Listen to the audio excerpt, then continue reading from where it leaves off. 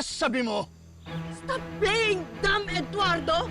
Ikaw lang ang makakagawa nito sa akin. At alam kong matagal mo nang gustong gumante. What? Anong ebidensya mo? Ibahin mo ko, Esmeralda. Look, I'm not like you. Mahalaga sa akin ang pamilya. Kaya hindi ko to gagawin kahit na kanino.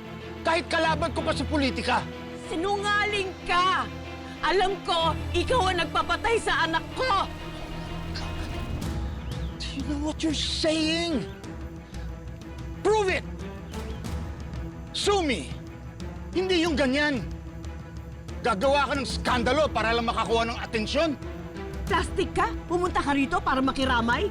Hindi totoo ang pakikiramay mo. Plastic ka! Ikaw ang plastic, Esmeralda.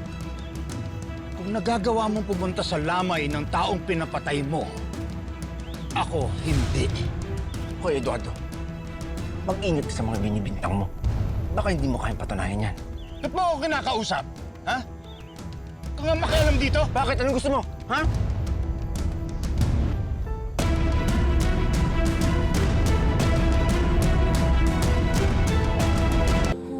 Tigilan niyo yan! Huwag niyo bastusin ang libing ng anak ko! Hindi ako ang bastos!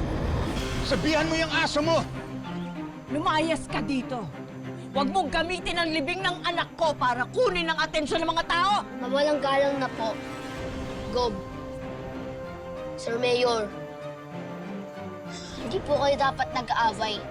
Nandito tayo ngayon para magluksa sa pagkawala ni Sir Albert. Respetuhin naman po natin siya.